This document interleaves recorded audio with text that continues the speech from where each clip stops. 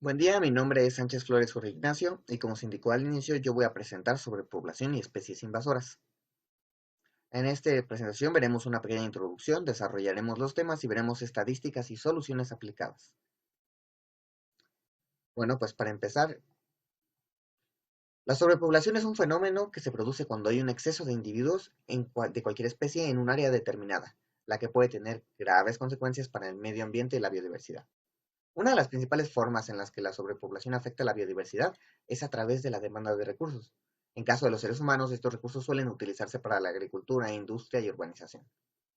Esto puede llevar a la degradación rápida de los hábitats naturales y a la extinción de ciertas especies, ya que estas especies pierden su hogar y los recursos necesarios para sobrevivir. Además, la sobrepoblación también puede contribuir al cambio climático y a la contaminación, lo que puede tener un impacto aún más grande en la biodiversidad. Es importante tener en cuenta que la sobrepoblación es un problema global y es necesario tomar medidas para abordarlo de manera responsable y sostenible.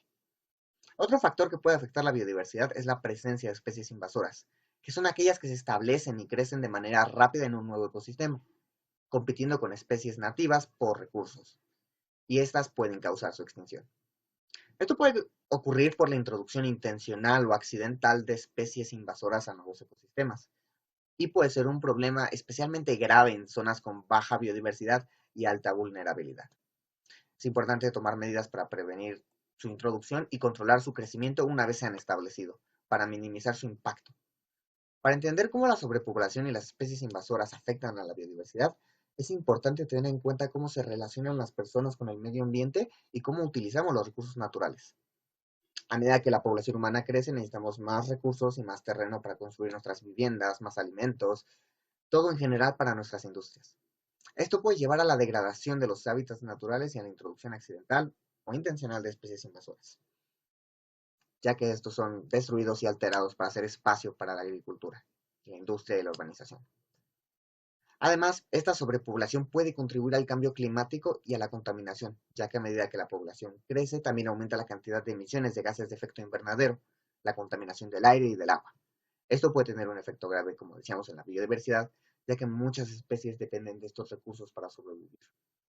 Y por último, es importante tener en cuenta que estos problemas no solo son problemas para países con altas tasas de crecimiento, sino también globales. Incluso países con pequeñas tasas de crecimiento, la sobrepoblación puede tener un impacto en la biodiversidad a través del consumo excesivo de recursos y contaminación, como lo veremos en una sección más adelante. En resumen, la sobrepoblación y las especies invasoras son problemas globales que pueden tener un impacto negativo en la biodiversidad y el medio ambiente. Es importante tomar medidas para abordar estos problemas de manera responsable y sostenible, promoviendo la planificación familiar, el uso de métodos anticonceptivos, la educación sexual, la conservación y protección de hábitats naturales y las especies en peligro de extinción, además de la propia sostenibilidad de nuestras propias vidas. También es importante tomar medidas para prevenir la introducción de especies invasoras y controlar su crecimiento una vez hayan establecido en un nuevo ecosistema. Al trabajar juntos podemos tomar medidas para proteger la biodiversidad, el medio ambiente y garantizar un futuro sostenible para todos. Ahora hablaremos un poco sobre las especies invasoras y cómo afectan a nuestro entorno. Cuando se habla de una especie invasora, nos referimos a una especie que llega, que se encuentra fuera de su ecosistema natural y que puede perturbar el equilibrio del nuevo ecosistema. En la naturaleza podemos ver a un ecosistema con una máquina finamente ajustada y precisa, que funciona de manera eficiente y equilibrada. Las especies invasoras pueden romper este equilibrio a través de su consumo de recursos del ecosistema. Una forma en la que afectan estos recursos es a través de la sobrepoblación, ya que al que carecer de depredadores naturales que controlen su número total de individuos, esta especie puede crecer más y más, consumiendo cada vez más recursos y desplazando a otras especies que compiten con ellos. Este fenómeno tiene gran relevancia en términos de ética y medio ambiente. Una de las cuestiones éticas que plantea es cómo debemos actuar ante estas especies invasoras introducidas por el ser humano. ¿Es ético eliminar a todas las especies invasoras con fin de preservar a las locales? ¿Deberíamos involucrarnos aún más restableciendo un equilibrio diferente con una introducción de otra especie?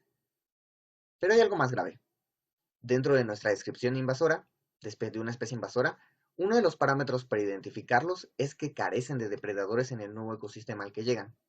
Esto hace, por definición, que la raza humana sea una plaga, una especie invasora, como depredador sin depredador, consumiendo los recursos del entorno y desplazando las especies locales y en ocasiones llevándolas a la extinción a través de la sobreexplotación. Estos problemas plantean importantes preguntas éticas sobre nuestra responsabilidad como seres humanos en la protección y preservación de la biodiversidad y el equilibrio natural de estos ecosistemas. ¿Qué deberíamos hacer para evitar que las especies invasoras desplacen a las locales y perturben el equilibrio ecológico? ¿Cómo podemos proteger a las especies nativas y evitar su extinción? ¿Qué medidas podemos tomar para minimizar nuestro impacto como especie invasora y preservar la salud e integridad de los ecosistemas en los que vivimos? Estas son solo algunas de las preguntas que deberíamos hacernos y tratar de responder de manera responsable y ética. Continuaremos hablando un poco sobre lo que es la sobrepoblación. En esta sección nos centraremos un poco en la sobrepoblación independientemente del estatus de la especie, sea nativa o invasora. En el caso de los seres humanos, particularmente. Como se mencionaba durante la introducción, la sobrepoblación es un fenómeno que se produce cuando hay un exceso de individuos en un área, y este exceso puede tener un impacto negativo en el equilibrio ecológico y la disponibilidad de los recursos naturales.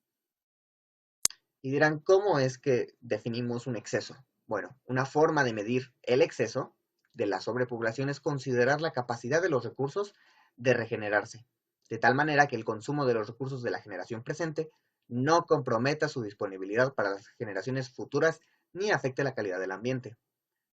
Por lo tanto, la sobrepoblación ocurre desde el punto de vista medioambiental cuando la densidad de individuos es tan alta que el consumo total de recursos de su población es mayor a los que se pueden generarse sin afectar su disponibilidad para generaciones futuras. Y en nuestro caso hay un extra, o que para obtener estos recursos se requiere contaminar el entorno. La cantidad de recursos que se pueden consumir de manera sustentable e indefinida en un entorno se llama capacidad de carga, y es una métrica importante para el análisis de los recursos y poblaciones. Añadido a esto, vamos a describir qué es un nicho ecológico. Un nicho ecológico es el espacio que ocupa una especie en el ecosistema y su papel en el mismo, suponiendo que el ecosistema se encuentra en equilibrio. La sobrepoblación tiene múltiples orígenes, como el aumento en la tasa de fertilidad, la disminución en la tasa de mortalidad, la inmigración y el agotamiento de recursos. En este caso, si nosotros hablemos de la tasa de fertilidad, se refiere a la cantidad de nacimientos en un periodo determinado y puede tener diversos orígenes. La otra sería la tasa de mortalidad, que se refiere a la cantidad de muertes en un periodo de tiempo determinado, y también puede tener diversos orígenes, como enfermedades, guerras y avances tecnológicos. La inmigración es otro factor importante, ya que se trata de la entrada de organismos de un área a otra, y en caso de los seres humanos, se refiere específicamente a la entrada a un país de personas que nacieron o proceden de otro país. Un punto importante a considerar es que también se puede llegar a la sobrepoblación de un área por el agotamiento de recursos, que ocurre cuando la disponibilidad de estos recursos se reduce, lo que reduce la capacidad de carga de un ecosistema. Y esto, como mencionaba, lleva a la sobrepoblación de una especie que posiblemente se encontraba en equilibrio. Y esto es peor si no se pueden adaptar a este cambio. Un extra a considerar es algo que hemos desarrollado lentamente con nuestra sociedad, la urbanización. La urbanización se refiere al crecimiento y desarrollo de áreas urbanas y puede contribuir a la población debido a la atracción de personas hacia las ciudades y el aumento de densidad de población en estas áreas. La sobrepoblación puede tener graves consecuencias para el medio ambiente y para la calidad de vida de las personas. Puede llevar al degradamiento del medio ambiente y la escasez de recursos naturales como el agua y la energía, y puede contribuir al cambio climático y a la pérdida de biodiversidad. También puede tener implicaciones sociales y económicas, como la presión sobre los servicios públicos y el aumento en la desigualdad económica. Si nosotros vemos esta imagen, podríamos ver que es una imagen como muy drástica y sería difícil de entender, pero les explico. Se trata del crecimiento de la población según los años, desde el 10.000 a.C. hasta la actualidad. Podemos darnos cuenta que de verdad ha sido un crecimiento exponencial y explosivo, donde hemos pasado de ser unos cuantos cientos a ser miles de millones de personas. Esto afecta a la densidad de población y, como lo mencionaba en otros casos, la capacidad de carga. Hay que considerar que cada ecosistema tiene un límite de individuos que pueden vivir en él. La pregunta es, ¿Ya lo hemos sobrepasado? Bueno, vamos a hablar de un par de ejemplos de los efectos de las especies invasoras y la sobrepoblación en el mundo. Un lugar más notable ha sido Australia, hablando sobre especies invasoras. Desde la llegada de los colonos a Australia y la importación de conejos como fuente de carne, gatos como mascotas y herramientas de caza, y zorros como deporte y trofeos de caza, ha existido una constante pelea entre el gobierno de Australia y las especies invasoras. Especialmente ya que al ser una zona llena de especies únicas en el mundo, es importante asegurar su supervivencia. Los conejos en particular han sido una de las especies invasoras más dañinas para el ecosistema australiano. Después de ser introducidos en 1788 con la primera flota que llegó a Sydney, se multiplicaron rápidamente y causaron graves daños a la vegetación y a otras especies nativas. A pesar del esfuerzo del gobierno y de la comunidad para controlar la población, los conejos siguen siendo una preocupación importante para la conservación de la flora y fauna australianas hoy en día. Gatos y zorros también han sido introducidos en Australia y han contribuido a la pérdida de especies nativas a través de la depredación y competencia de recursos. Estos animales han sido especialmente dañinos para las especies de aves y mamíferos pequeños que no están adaptadas para lidiar con depredadores introducidos. El gobierno de Australia ha adoptado medidas para controlar la población de especies invasoras y para proteger a las especies nativas. Esto incluye programas de control de población, campañas de concientización y leyes que prohíben la importación y el comercio de ciertas especies. Sin embargo, sigue siendo un desafío importante para la conservación y el medio ambiente de Australia. Según este reportaje y otros, Australia ha hecho de todo para limitar estas especies, como ofrecer bonos y descuentos en impuestos según el número de ejemplares asesinados, concursos de caza, etc. El más polémico de todos ha sido el reciente exterminio masivo de gatos. Sí, un exterminio masivo de gatos, que ha sido objetivo de crítica de grupos de derechos de animales y de algunos científicos que argumentan que hay formas más sostenibles de controlar la población de gatos y proteger a las especies nativas. Sin embargo, muchos defensores de la conservación sostienen que las medidas tomadas por el gobierno de Australia son necesarias para proteger a las especies nativas, muchas de las cuales están en peligro de extinción debido a la competencia y depredación de las especies invasoras. Los gatos en particular han sido identificados como una de las principales amenazas para aves y mamíferos pequeños en Australia, y se estima que son responsables de la muerte de 1.000 millones de animales nativos cada año. Aunque el enfoque del gobierno de Australia en control de especies invasoras ha sido controvertido, es importante recordar que el objetivo final es proteger y preservar la biodiversidad del medio ambiente. Es necesario encontrar un equilibrio entre la protección de las especies nativas y el respeto por los derechos de los animales. Y esto es posible que se requiera un enfoque mucho más integral, que incluya medidas como gestión de población, control de reproducción y uso de medidas de control pues más sostenibles. La información de esta noticia la puedes leer en National Geographic al final de esta presentación. Es importante denotar que las especies invasoras mencionadas aquí son solo una fracción del total que existen, y que según Swissinfo, agencia de ecología suiza, 8 de cada 10 especies de Australia están comprometidas principalmente por especies invasoras. Es decir, el 80% de las especies están comprometidas o en peligro de extinción por culpa de especies invasoras. Además de gatos, conejos y zorros mencionados anteriormente, otras especies son ciervo rojo, ciervo japonés, el axis y el zika, que han sido introducidos como animales de caza y han causado daños significativos a vegetación y a otras especies nativas. Otros ejemplos incluyen a la planta de ortiga, que ha convertido grandes áreas de terreno y que ha afectado especies nativas. La cubimedusa o box jellyfish, que ha causado problemas en la industria pesquera. La lucha contra estas especies invasoras es un desafío importante y constante, en Australia y en todo el mundo. Los gobiernos y organizaciones de conservación trabajan juntos para controlar la propagación de especies y proteger a las especies nativas. Esto incluye medidas como la gestación de población, control de la reproducción. También es importante tomar medidas preventivas, como evitar la introducción intencional o accidental de especies. Es esencial que continuemos trabajando juntos para proteger y preservar la biodiversidad y el medio ambiente del mundo entero. Las especies invasoras pueden tener un impacto devastador en ecosistemas y en especies nativas.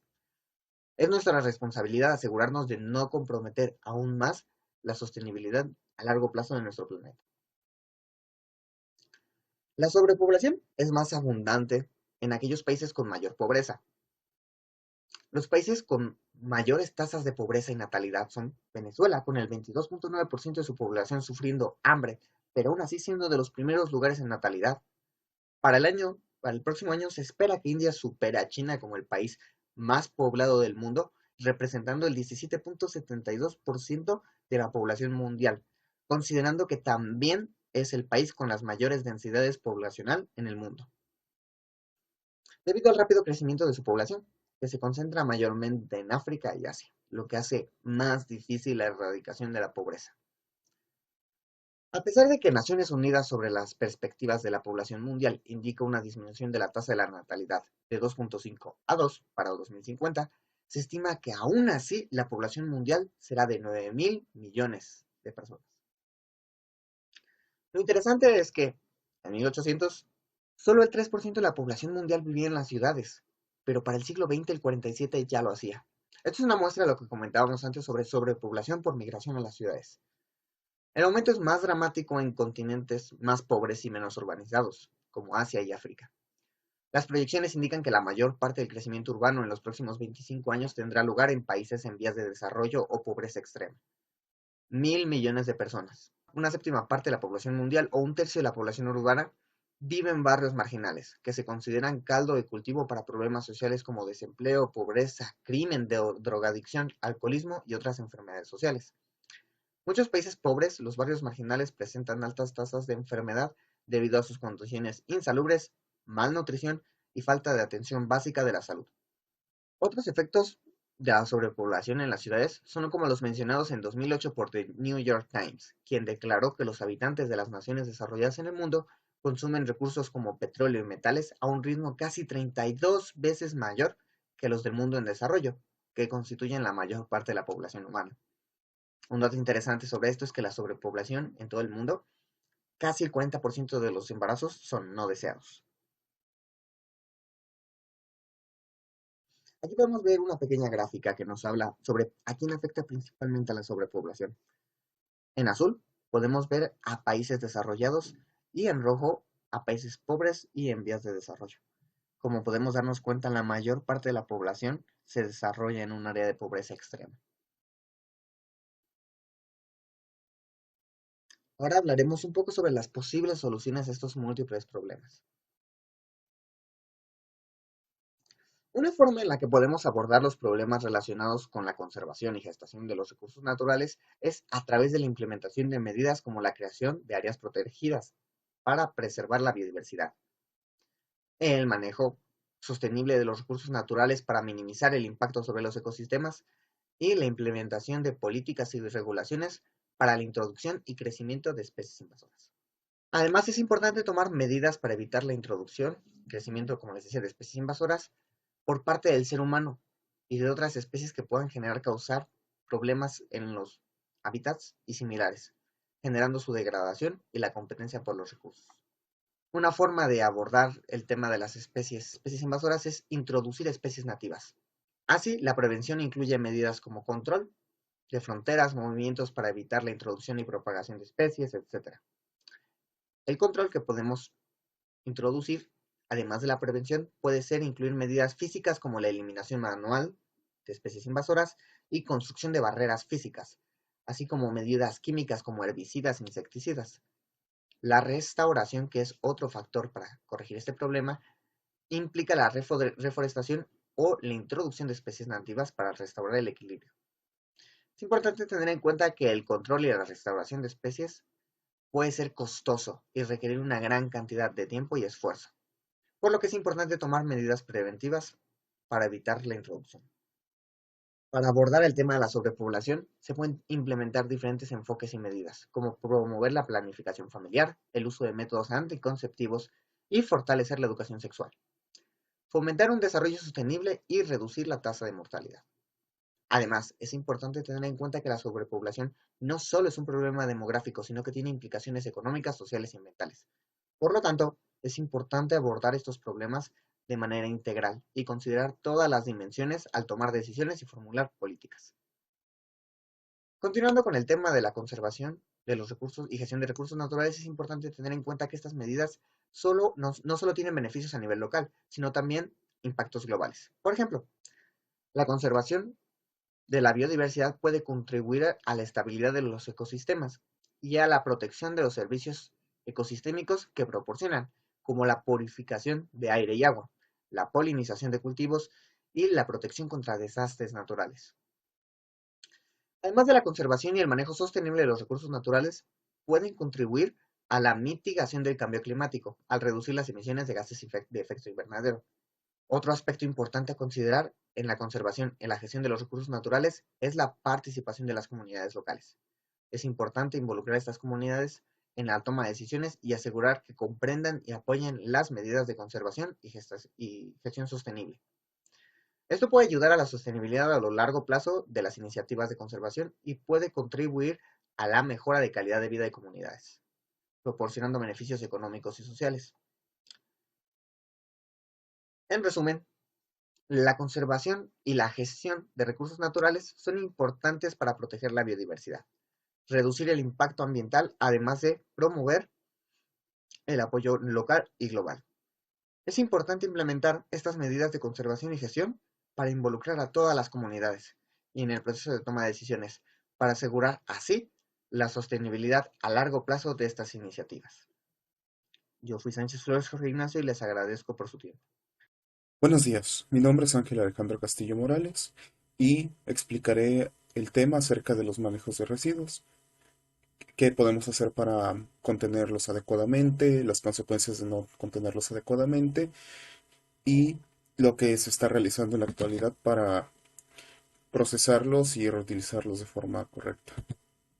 Bueno, en un inicio, ¿qué veremos, no? Una introducción, nuestros conceptos esenciales, que considero que es lo básico que debemos saber para poder entender este tema, las consecuencias que tendrá el hacer el manejo correcto de estos residuos, de residuos en general, soluciones que está realizando el gobierno, en este caso de México y en específico en la Ciudad de México, y nuestras soluciones que podemos realizar nosotros como los ciudadanos. Entonces, empecemos. La introducción. Bueno, los residuos son una parte integral de nuestra vida y como seres humanos los generamos naturalmente.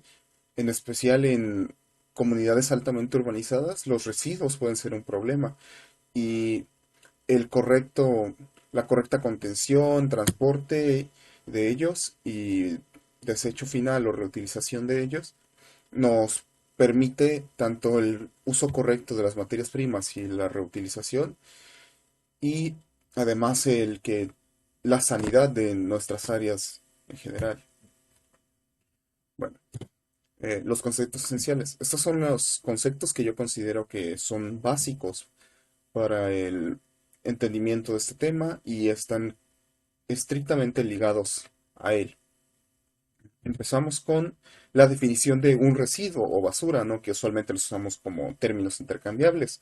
Tanto residuo como basuras son palabras que se usan para describir a materiales no deseados, de los cuales se tiene la intención de desechar, que ya no son útiles en el espacio que se encuentra.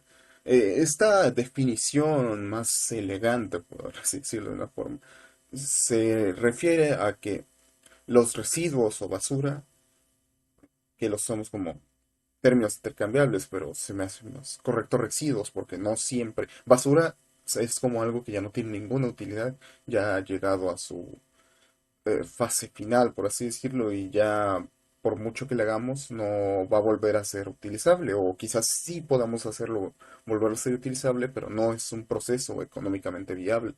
Entonces, básicamente no podemos volverlo a utilizar, ¿no? Un residuo simplemente es algo colocado en un lugar donde no debe ser, ¿no? Como, digamos, muchas cajas de cartón en un cuarto húmedo que nada más estén siendo basura, ¿no? Y siendo un lugar de crecimiento de plagas como carachas o ratas, ¿no? Cuando en un centro de reciclaje pueden ser utilizados para crear nuevos empaques, nuevas cajas, etcétera, ¿no? Entonces eso podría ser un residuo, un material que no está puesto en un lugar correcto y que con el transporte, el manejo adecuado, puede ser vuelto a utilizar y darle una nueva vida para que tenga utilidad de nuevo. Usualmente definimos como que productos no reciclables y productos reciclables, ¿no? Y usualmente, aunque los productos sean reciclables, si tú no tienes la infraestructura para procesarlos y volverlos a ser utilizables, pues al final también terminan siendo basura, ¿no? Ese es el caso de mucha gente, ¿no? De ciudadanos que por eso se los damos al gobierno o a o a organizaciones que sí tienen esta infraestructura para poder procesar estos residuos y darles una utilidad. Bueno, economía circular. Economía circular es lo que se busca apuntar hoy en día. La economía clásica es como el diagrama o la economía lineal es como el diagrama que podemos ver aquí, ¿no? El primer diagrama, que es una línea recta. Se extrae la materia prima, se hace la producción o el procesado de la materia prima para lograr nuestro producto, se consume por la población y lo que no se ha consumido, ya sea el empaque, el resto, lo que no te comes, lo que sea, ¿no? O simplemente el producto al final de su vida útil, ya sea una tele que ya está rota, que lo que sea, lo desechas, ¿no? Y el desecho simplemente se vierte y se aísla, ¿no? En un relleno sanitario, en donde sea, ¿no? Pero pues el producto tiene una vida inicial o la materia prima tiene una vida inicial y un final en donde ya se desecha y ya no se hace nada más con él, ¿no? En la economía circular se busca reutilizar este desecho, ¿no? Que como se ve en el diagrama de acá, se produce, o bueno, tenemos la materia prima, se mete para producir, se consume, se desecha y se recicla. Esto hace que la materia prima de este producto que ya no tiene utilidad para el usuario pueda ser reciclado, puede ser reutilizada para realizar nuevos productos, ¿no? El plástico, las botellas vacías de comida, de refrescos, lo que sea, ¿no? Para ser reutilizadas, para hacer nuevas botellas, para hacer nuevos envases, para hacer nuevos electrodomésticos, lo que sea. Es lo que se busca apuntar de eh, esta economía circular, de lograr que las materias primas se les saque su máximo uso y puedan estar ahí circulando constantemente para volver a hacer nuevos productos, volver a ser consumidos y puedan volver a entrar al círculo, ¿no? Se busca que la materia prima se reutilice y se reutilice y se reutilice. Y esto nos permite hacer un mejor uso de nuestros recursos, ya que nuestros recursos son algo finito y entre mayor partido los podamos sacar de nuestros recursos, mejor será para nosotros. Ok, consumismo. También el consumismo es algo muy ligado a la gran generación de basura que tenemos actualmente, ¿no? Y pues, ¿qué es el consumismo? El consumismo, pues, es como que la constante adquisición de bienes y servicios en cantidades cada vez más grandes, ¿no? Esto con la intención que tiene el capitalismo, ¿no? De mantener la economía en movimiento y poder crear una demanda infinita para la crecimiento infinito, ¿no? La idea del capitalismo, de la economía en general, ¿no? Es seguir creciendo y creciendo y creciendo, cada vez hacer tu negocio más grande, llegar a más lugares y poder vender más producto, ¿no? Y por lo tanto generar más riqueza, ¿no? Que esto en sí no tiene nada de malo, ¿no? Todos queremos crecer y en teoría esto debería mejorar nuestra calidad de vida y la forma en la que toda la gente puede coexistir, ¿no? Pero en la realidad, este tipo de economía o este tipo de crecimiento exponencial no contempla que los recursos de la Tierra no son infinitos, ¿no? Que los minerales, petróleo, plásticos, todo esto, todos los recursos, la madera que extraemos de la Tierra, eventualmente se van a acabar, ¿no? Y que tienen un tiempo de regeneración que al momento de que seguimos creciendo y creciendo y aumentando esta producción, el grado de regeneración no se podrá. Y este es el caso de productos renovables, ¿no? De madera, el agua incluso, que por el ciclo del agua ahorita los alimentos. Pero hay recursos que no son renovables, ¿no? Como un ejemplo muy fácil es el petróleo. El petróleo eventualmente se va a terminar. Y el, y pues básicamente es un pilar de nuestra economía actualmente, ¿no? Y pues si seguimos usándolo así indiscriminadamente y especialmente pues nos lo vamos a acabar en nada, ¿no? Y lo que busca la economía con el consumismo es que la gente siga comprando, ya sea... para esto existen tres tipos de obsolescencia, ¿no? Eh, la obsolescencia funcional, que es cuando tu producto ya no, ya debido al paso del tiempo y al avance de la tecnología, ya no es útil, ¿no? Ya no es funcional, como dice la palabra, ¿no? Por ejemplo, tú tienes un celular de hace 10 años, un celular de hace 10 años ya no funciona al día de hoy, ¿no? Las tarjetas de teléfono han cambiado, las aplicaciones han cambiado y pues simplemente ya no es compatible con el mundo moderno. La obsolescencia programada es un tipo de obsolescencia que el mismo fabricante tiene como que planeada, ¿no? Digamos, este, si tienes una computadora y ellos ya saben que tal componente en 2 años ya no va a servir, ¿no? Digamos en tu teléfono, ¿no? La batería va a dejar de funcionar de aquí a 3 años, ¿no? Ya no va a funcionar igual y lo que sea.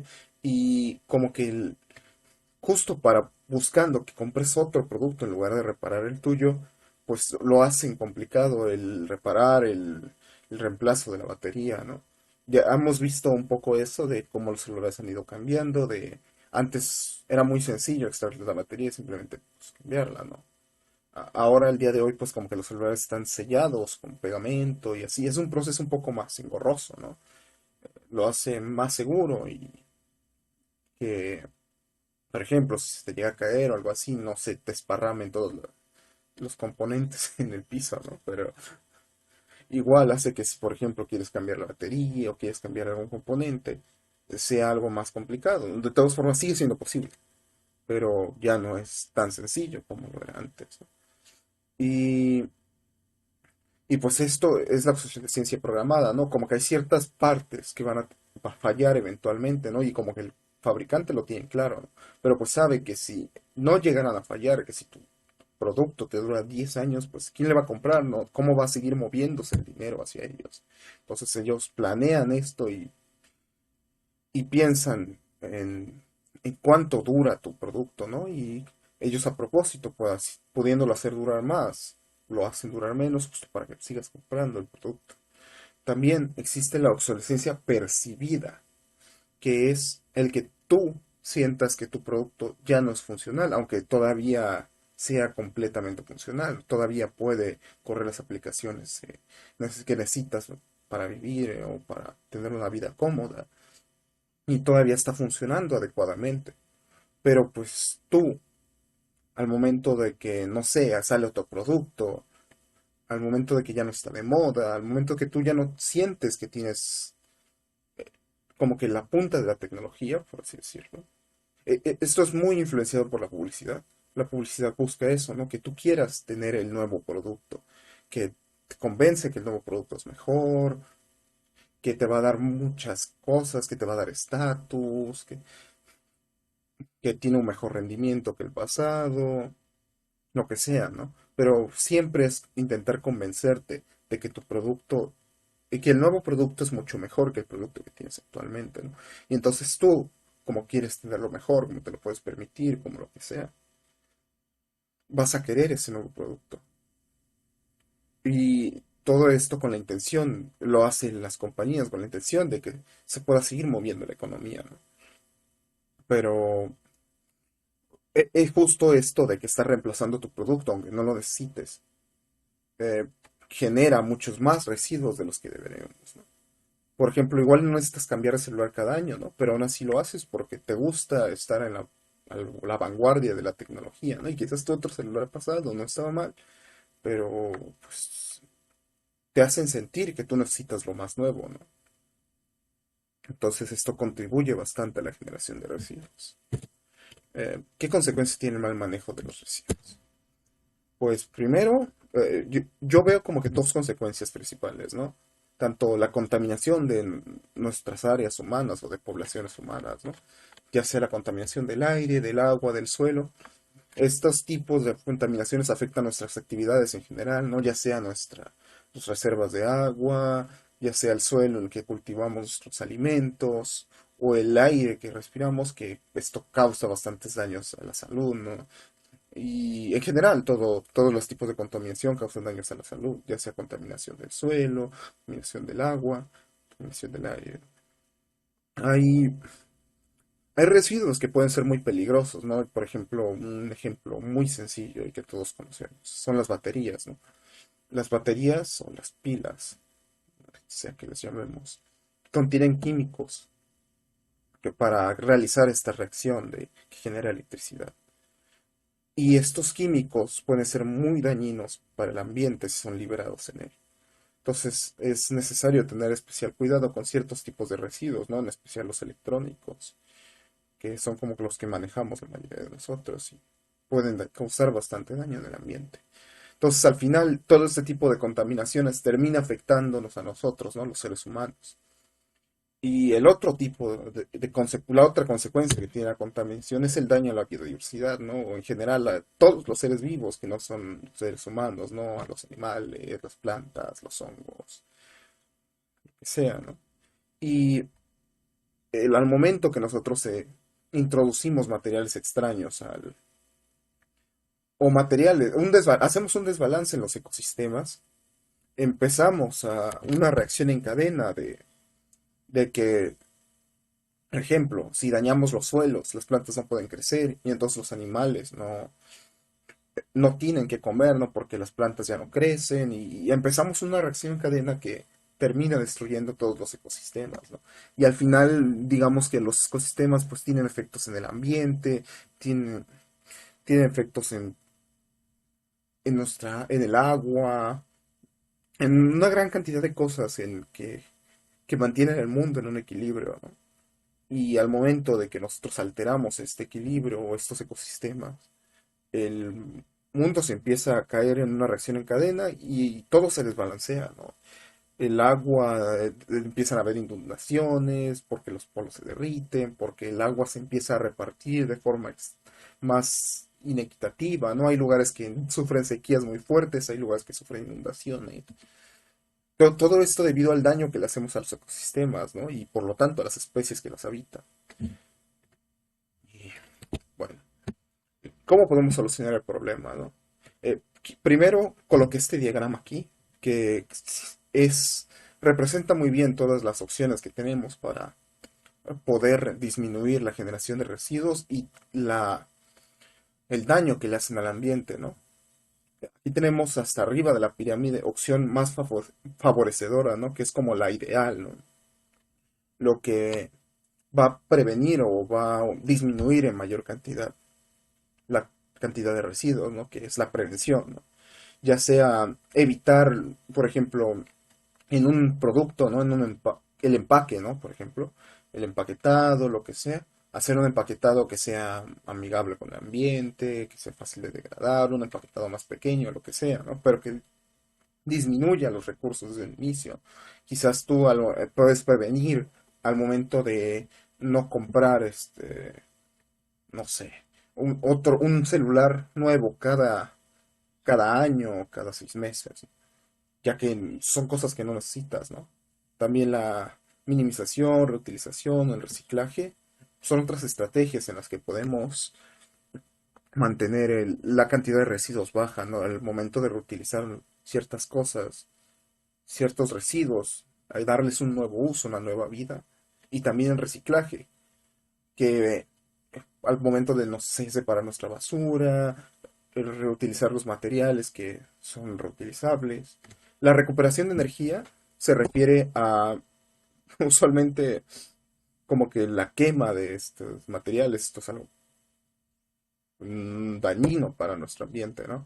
Pero es una de las pocas opciones o de las opciones más desfavorecedoras de que se usan para conseguir energía, pero pues esto libera gases de efecto invernadero al ambiente, ¿no?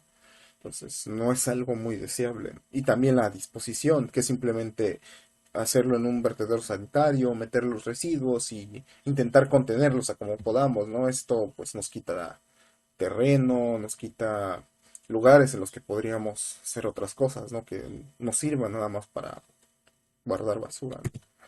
¿Qué está haciendo el gobierno para prevenir esto? Bueno, en ese caso, para la exposición de este tema, estuve investigando acerca de lo que están haciendo en la Ciudad de México para mantener los residuos bajos. En el caso de la Ciudad de México, se implementó este programa de basura cero. Y pues estuve viendo cómo se fue llevando a lo largo, se implementó en el 2019 y estuve viendo cómo se ha llevado a lo largo de los años, de estos años hasta el día de hoy, ¿no? Y pues las cosas más destacadas que encontré fueron tres, que son como que los tres regulaciones más importantes que ha hecho, ¿no? Primera, la prohibición de las bolsas de un solo uso, ¿no?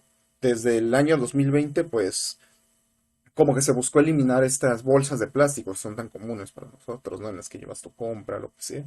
Y pues yo opino que esta ha sido una buena medida, ¿no? Ya que, por ejemplo, en los supermercados antes siempre te daban tu bolsa y ahora como que llevas tu bolsa que es reutilizable y como que eso ha disminuido en buena cantidad la cantidad de bolsas, ¿no? Igual se ha buscado que se regule que las bolsas sean biodegradables. El concepto de que son biodegradables y así, a veces se puede torcer un poco, ¿no? Hay algunas que sí es biodegradable en, no sé, 50 años, ¿no? Como que eso, pues, es, no es algo como que favorable, ¿no? No es, es algo irreal, ¿no? Sí, es biodegradable, pero va a estar ahí 50 años, ¿no? O sea, debe ser un biodegradable en un lapso de, no sé, de 1 a 5 años incluso, ¿no? Algo que se reintegre rápidamente al ambiente, ¿no? Entonces estas regulaciones como que debemos poner un poco de atención en a qué se refiere con biodegradable, ¿no? Pero pues esa es la única observación que tendría con respecto a esto, ¿no? La separación de residuos, eh, los residuos se han estado separando, ¿no? De los reciclables, de los reciclables, y pues este ha sido un éxito a medias, ¿no? Al menos en la zona donde vivo, el- los residuos sí se separan entre reciclables y no reciclables, ¿no? Pero, por ejemplo, todo lo inorgánico que no es reciclable y los orgánicos se mezclan y se avientan juntos a la basura, ¿no? Entonces, los orgánicos, los residuos orgánicos no se están aprovechando adecuadamente, aunque los reciclables, como son más lucrativos, el vidrio, las latas, PET, lo que sea, ¿no? Son más lucrativos, pues eso sí se separan, ¿no? Pero pues más que nada por el interés económico, ¿no? Entonces, es algo bueno, pero pues, se puede trabajar más en eso. Y en este caso, la planta de carbonización hidrotermal, yo creo que este es un ejemplo de... Es un proyecto que busca convertir los residuos orgánicos en pues, carbón, ¿no? Carbón. y, y pues como que esto a mí no me parece, ya que al final va a terminar alimentando plantas de carbón, ¿no? Y las plantas de carbón pues no son algo muy deseable para la generación de energía. Y pues sí, se están utilizando la basura para un nuevo propósito, ¿no? Pero es el de nada más recuperación de la energía, ¿no? Es uno de los más bajos en la pirámide que buscamos, ¿no? Entonces, como que no es una solución ideal, ¿no? Lo ideal sería usar estos residuos para fabricar composta o algo más amigable con el ambiente, ¿no? No directamente carbón para que sean quemados, ¿no? Obviamente esto tiene un proceso y hasta dicen que es carbón neutro porque viene de los árboles, ¿no? Pero pues no creo que sea una solución. ¿Qué podemos hacer los ciudadanos por último? Eh, por último, quiero agregar, o lo más importante, ¿no? Que es lo que podemos hacer nosotros, persona común, ¿no? Y yo creo que una de las cosas más importantes que debemos hacer, por eso lo puse como la primera, es poner el ojo sobre las empresas que están generando estos residuos. Muchas veces como que se quiere hacer pensar al ciudadano que todos los residuos, toda la contaminación que sucede es culpa de ellos, ¿no? Y en parte sí lo es. En parte sí es, nosotros tiramos basura al agua, al piso, ¿no? Y tenemos un tiradero, ¿no? Pero no somos los únicos, ¿no? Y hay que dejar eso claro, ¿no? Como que muchas veces las empresas quieren, o hay gente que quiere que nada más se le eche la culpa al ciudadano, ¿no? Y que no se ponga atención a que ellos también están generando residuos, ¿no? Y que muchas veces también ellos son culpables del estado lamentable en el que están algunos lugares de la ciudad. Entonces, aumentar o simplemente aplicar correctamente este tipo de leyes, porque existen estas leyes, pero muchas veces pues no se las toma muy en cuenta o no se las aplica correctamente. Entonces deberíamos presionar para que se apliquen correctamente estas leyes. Y en caso de que no sean suficientes, pues se hagan más severas para que las empresas de verdad se preocupen por los residuos que están liberando al ambiente, ¿no? Y no simplemente intenten aventarlos debajo del tapete, ¿no? La segunda es el consumo responsable, ¿no? Nosotros, los que ya he comentado, ¿no? La separación de basura, el, el no consumir en exceso, ¿no? El consumir lo que necesitas nada más, el consumir de empresas que tú sabes que se preocupan por el ambiente, ¿no? Que intentan hacer algo bueno por el ambiente y no que están llenando de residuos el ambiente y que no los contienen adecuadamente además. O sea, una cosa es que generes residuos y además que no los contengas adecuadamente, los residuos peligrosos, hace un daño terrible al ambiente. Entonces, deberíamos igual estar atentos de como que a quién le compramos. No es algo sencillo en definitiva, pero pues es algo a considerar. Y por último, la aplicación y la difusión de las medidas, ¿no? Por ejemplo, esta medida del programa de cero basura, pues las medidas de, por ejemplo, separación de basura han sido implementadas, pero a medias, ¿no? Entonces, y ni siquiera como que han sido muy difundidas, no toda la gente las conoce. Entonces, hacer más conocimiento de este tipo de medidas para todas las personas, ¿no? Y pues, eso sería todo por esta parte de acerca del manejo de los residuos.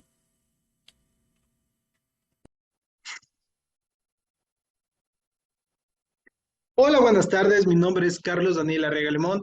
Yo les vengo a explicar el tema sobre el derecho a vivir en un medio ambiente saludable. Para iniciar la presentación, me gustaría decir que dentro de la naturaleza, en el medio ambiente vivo y físico, siempre ha sido materia de uso, explotación, apropiación y transformación por parte de los seres humanos. De aquí que las preocupaciones bioéticas sobre el ambiente nos indican que los avances tecnológicos han desbordado la capacidad de sustento de la Tierra y su capacidad de autorregeneramiento en tiempos razonables. En otras palabras, nosotros como seres humanos estamos explotando cada vez más la Tierra y sustrayendo más recursos de los que puede producir normalmente. De aquí que la bioética medioambiental es parte de la filosofía medioambiental que amplía los límites tradicionales de la bioética, pasando de atender únicamente a los seres humanos a incluir los derechos de los otros seres vivos como los animales. Es decir, a estos nuevos seres vivos les vamos a añadir nuestros valores éticos y morales. De esta manera podemos incorporarles cuestiones como qué significa el respeto a la naturaleza o si de verdad podemos utilizarla y protegerla al mismo tiempo. Por lo tanto, la bioética medioambiental desempeña un papel muy importante en la sostenibilidad y en la mitigación del impacto de la actividad humana en el medio ambiente.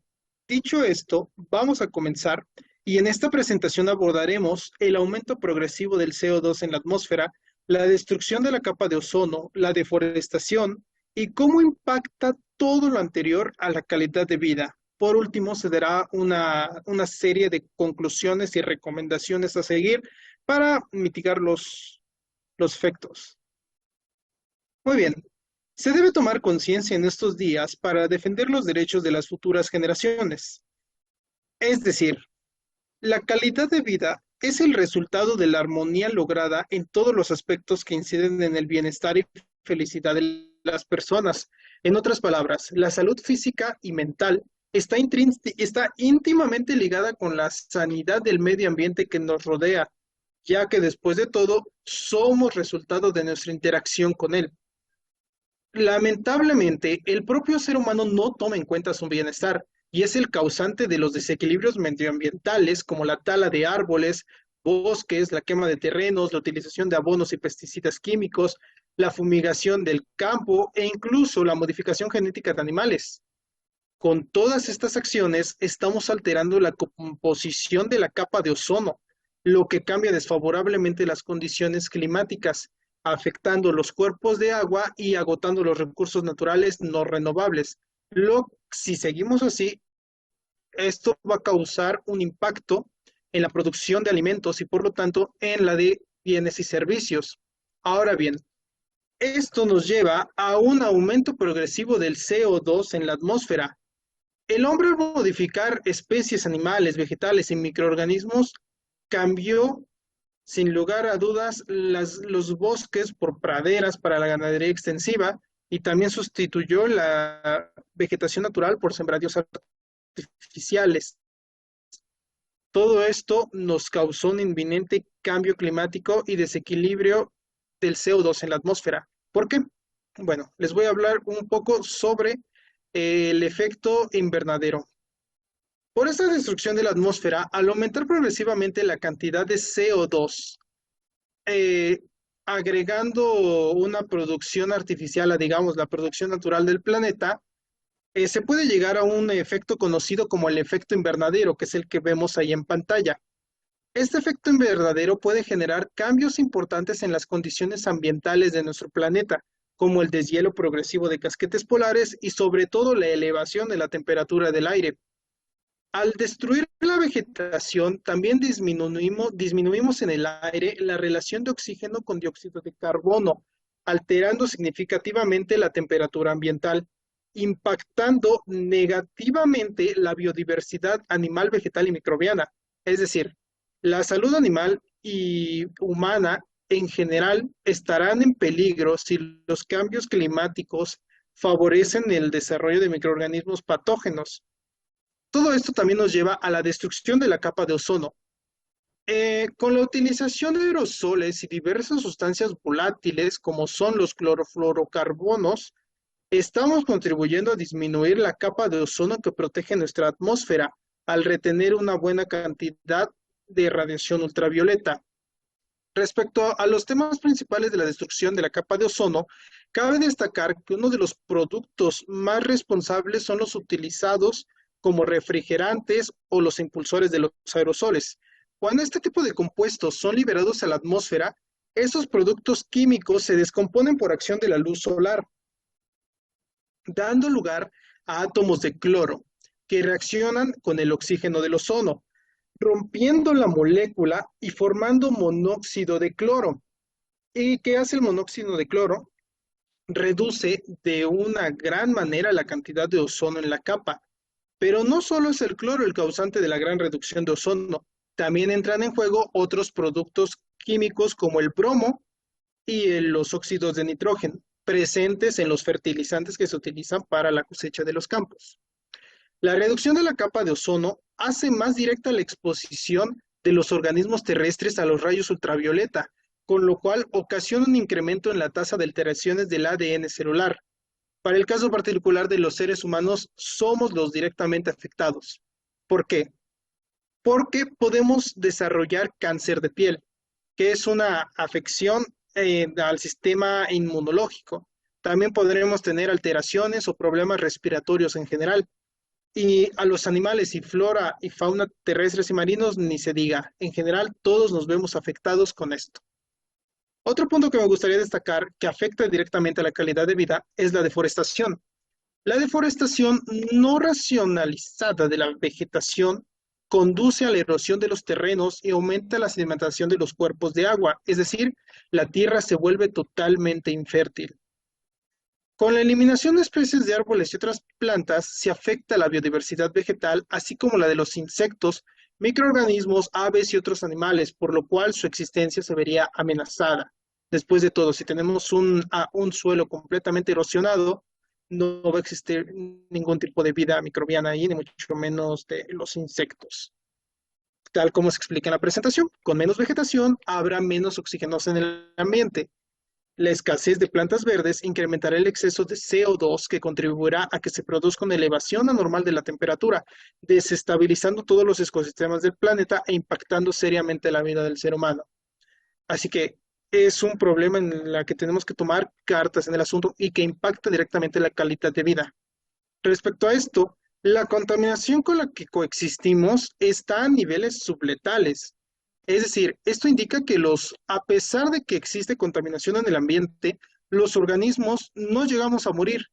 Pero ¿qué pasa? Absorbemos y en muchos casos acumulamos en nuestros tejidos estas sustancias que nuestro propio organismo, por no poderse adaptar a este nuevo tipo de contaminantes, no los puede asimilar ni tampoco eliminar. Un ejemplo de estos contaminantes son los metales pesados como el plomo, cobre, el mercurio, entre otros. También existen contaminantes cotidianos como son la tinta de las fotocopias, el humo del cigarro, las bebidas alcohólicas, las comidas no balanceadas, el aditivo en los alimentos. Recientemente se dio sobre los microplásticos en la sangre que fueron encontrados en los seres humanos. Es decir, hay factores nocivos dentro de nuestro cuerpo que son difíciles de asimilar y repercuten directamente en la calidad de vida de todo ser humano, no importando su condición social o económica. La contaminación y la toxicidad nos afecta a todos por igual. Bueno, unas conclusiones y recomendaciones. A pesar de tener todos estos problemas, nuestra calidad de vida puede mejorar si se lleva a cabo una agricultura más responsable, que evitando el uso de pesticidas y otros compuestos químicos que envenenan la tierra, así como cuidar los bosques. Dentro del apartado de cuidar los bosques podemos hablar de muchas cosas. Podemos hablar desde detener la deforestación, como lo vimos hace un momento, que impacta seriamente hasta regular estas empresas madereras que se encargan de extraer recursos o maderas finas para la industria. Ahora bien, respecto al consumo de agua responsable, eso está en el consumidor y también en las industrias. Tenemos que tomar en cuenta que el agua es un recurso no renovable y el agua potable es mucho más un recurso no renovable, así que debemos cuidarla. Respecto a reducir las constancias contaminantes, esto nos engloba a todos y sobre todo a la industria, destacando la industria textil sobre todas, así como el desperdicio de alimentos. En este caso nos toca a nosotros, el consumidor, reducir este tipo de desperdicio, solo comprar lo que se va a utilizar, no comprar de más porque se puede echar a perder y se va a tirar. Sobre el buen aprovechamiento de las tierras le corresponde al sector primario o al sector de la producción. Este tipo de producción tendrá que encontrar nuevas técnicas de cultivo, tecnificado o probablemente no tecnificado, de manera que los suelos no se erosionen, como ya que hemos visto que si un suelo se erosiona, pues las repercusiones en la flora y fauna impactan directamente y nos afectan también. Ahora bien, el consumo responsable de la energía, mi compañero ya lo detalló hace un momento, pero es realmente de nuestra parte y de la industria que tenemos que ser más cuidadosos con este aspecto y sobre todo cuidar lo que consumimos, porque el inicio de todo este ciclo de contaminantes es por una sola acción, que es el consumo, la sociedad de consumo en la que estamos viviendo. Así que no debemos dejarnos llevar por el consumismo y solo debemos comprar o en este caso adquirir los productos que de verdad vamos a utilizar y los que sean estrictamente necesarios para nuestro estilo de vida. Esas son algunas conclusiones y recomendaciones. Para el caso particular de México, se tiene que el 28 de junio de 1999 se publicó en el Diario Oficial de la Federación las reformas al artículo 4 y 25. El primero, el primer artículo, la primera reforma al artículo para establecer el derecho a un medio ambiente adecuado y el segundo para incorporar al Sistema Nacional de Planeación Democrática el principio de desarrollo integral y sustentable. ¿Para qué? Todo esto para garantizar el derecho fundamental de gozar de un medio ambiente sano. Así que el gobierno federal está en relación con la Secretaría del Medio Ambiente y Recursos Naturales, o mejor conocida como Semarnat, para promover estrategias enfocadas al acceso, uso y manejo sustentable de nuestros recursos naturales para que reduzcan el deterioro ambiental y los efectos del cambio climático. ¿Para qué? Para que todas las personas tengamos el derecho de disfrutar de un medio ambiente adecuado para nuestro desarrollo y bienestar. Por lo tanto, nos corresponde a todos, a la ciudadanía, a los gobiernos, a las empresas, sobre todo a las empresas, proteger el medio ambiente y cuidar los recursos naturales del país, porque después de todo, tierra solo tenemos una, México solo tenemos uno, y si no cuidamos nuestro país, pues nos rendirá cuentas más tarde. Bueno, estas son las recomendaciones que nos brinda la Semarnat, pero a ciencia cierta y especificando cada vez más, entraremos en profundidad de cómo en México podemos llevar a cabo estas acciones y tener una mejor participación para el cuidado del medio ambiente. Como se dice en la presentación, la participación social en temas como el calentamiento global, la disposición de agua, la deforestación, los patrones de producción de consumo, así como en los principios y valores que sustentan esta sociedad, es muy importante. Es importante las acciones que se tienen que llevar a cabo en la sociedad. Bueno, a partir de actividades cotidianas como transportarnos, asearnos, viajar, cocinar o comprar los productos, se impacta directamente el ambiente. Por lo tanto, debemos reflexionar sobre cuáles son los hábitos de consumo que destruyen más al medio ambiente y cuáles debemos de cuidarnos para evitar este tipo de acciones. Es decir, ¿en qué hábitos vemos que repercute más al ambiente? Ok, y podemos clasificarlo en todas estas opciones, en la casa, en el trabajo, en nuestra comunidad o en nuestra escuela. Dentro de todos estos ámbitos en los que existimos, podemos iniciar actividades concretas que nos sirvan para reducir nuestra huella ambiental, para reducir nuestro impacto en el ambiente. Es decir, necesitamos observar a nuestro alrededor e identificar alternativas menos dañinas al ambiente, cambiar conductas y tomar decisiones basadas en el mejoramiento de la calidad de vida. Eso es lo que indica la Semarnat y que a continuación voy a explicar. Algo que me gustaría recalcar es que todas estas recomendaciones son directamente de la página del gobierno de la Semarnat. No son recomendaciones de un servidor, son directamente de la página del gobierno. ¿Qué recomiendo para los ciudadanos mexicanos? Bueno, la primera de ellas es no tirar basura en la calle. Parecería un tanto trivial, pero la mayoría de la gente no cumple esta ley, por lo tanto, no podemos hacer esto. Ahora bien, en la calle también tenemos que evitar quemar basura, hojas y otros objetos, así como hacer fogatas o bosques en plena ciudad. Realmente en la ciudad no tendría por qué existir este tipo de quemas clandestinas de basura, entonces es un tema que la Semarnat también le está prestando mucha atención y por lo tanto lo está prohibiendo. Ahora bien, también nos da la recomendación de que podemos regar las plantas durante la noche, que es cuando el sol tarda más en evaporar el agua. Asimismo, esta agua no tiene que ser 100% potable, que de hecho no se recomienda, tiene que ser específicamente del grifo, pero se tiene que reutilizar se puede reutilizar el agua que usamos para la regadera, o sea, antes de que salga el agua caliente, ponemos un bote ahí, que salga el agua fría y esa agua es la que podemos reutilizar, o también la que sobró de lavar nuestras verduras y con esa agua se puede reutilizar para para regar las plantas. Si bien es cierto que algunas recomendaciones son un tanto interesantes, otras sí llegan a, a ser como que un punto de inflexión. Los veremos más adelante.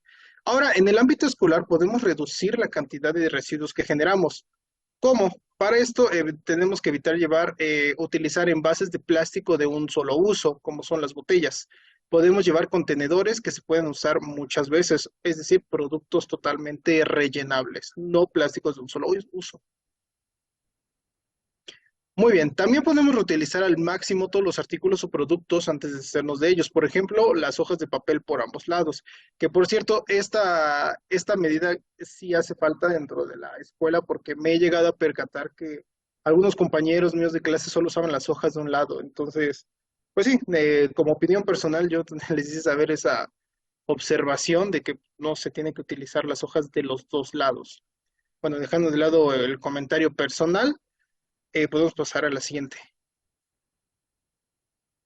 Muy bien.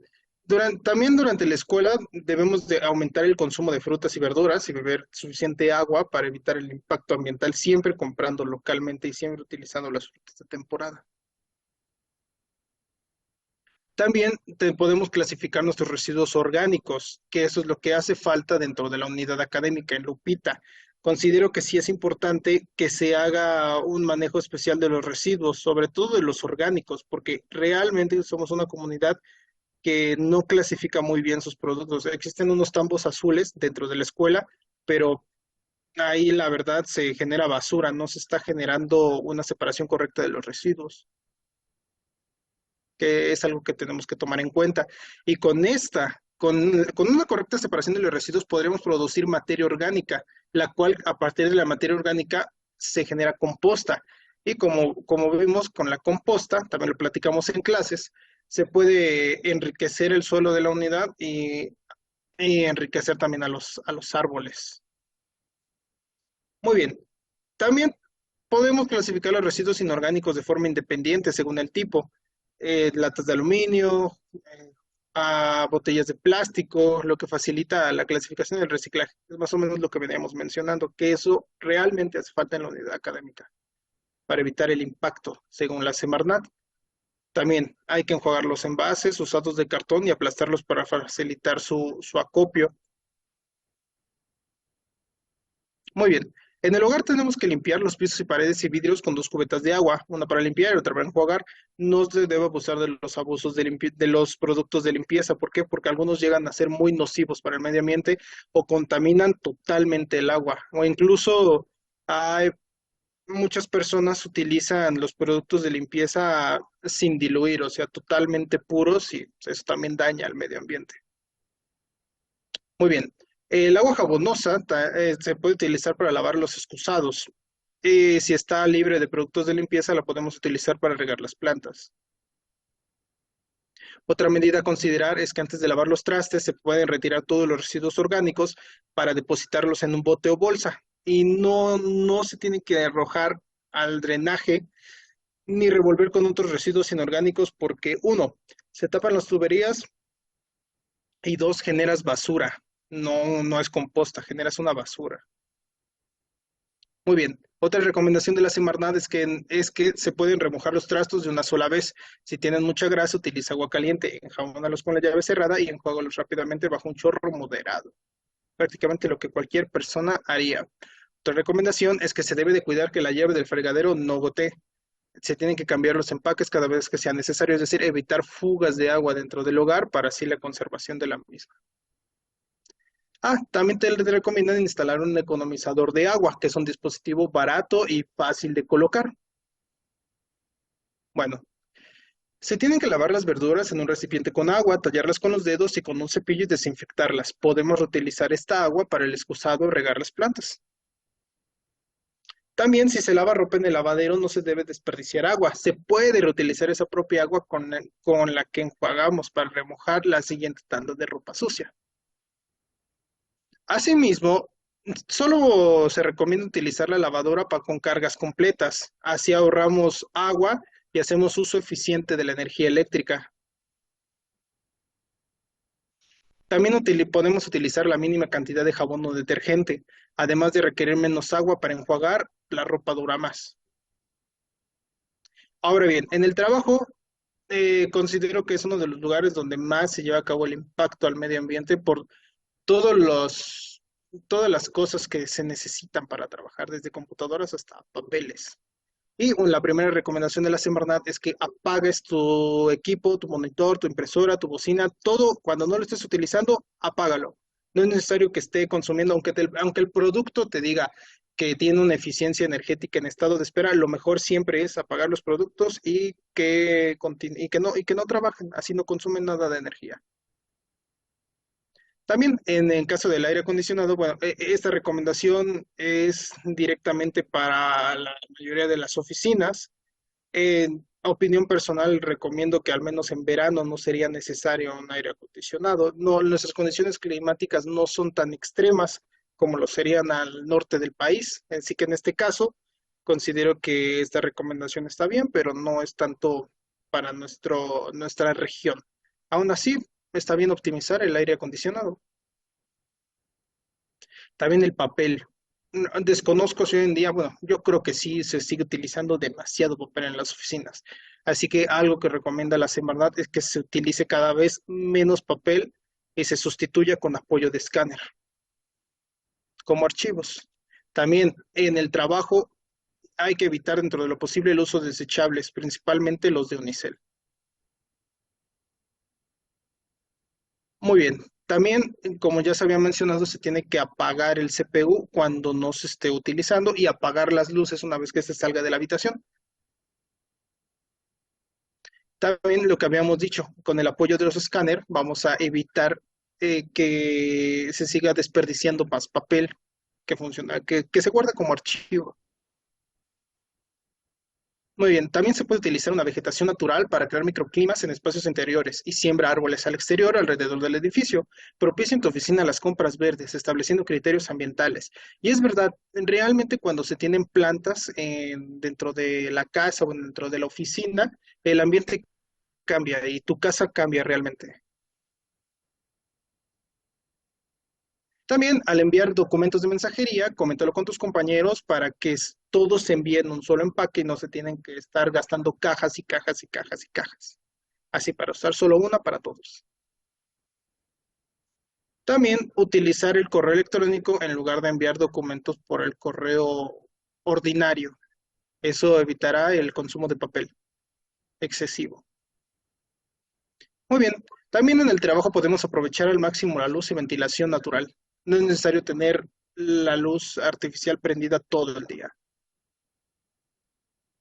Muy bien, en el transporte, aquí es donde me di cuenta de que la Semarnat como que no tiene una clara idea que, de lo que vive el mexicano común, porque en un principio dice que reduzcas el uso del automóvil en la medida de lo posible, y en otras medidas te dice que si vas a adquirir un automóvil que sea un automóvil híbrido o un automóvil eléctrico, siendo que realmente esos automóviles están arriba de 1 millón de pesos. Entonces es poco probable que el mexicano promedio pueda acceder a ese tipo de vehículos por todas las condiciones sociales y económicas en las que se encuentra el país. Entonces, realmente las recomendaciones de transporte están muy desequilibradas, vaya, con la realidad nacional. Aún así, esta recomendación es súper importante, la de procurar usar el transporte público en lugar de utilizar eh, el automóvil propio.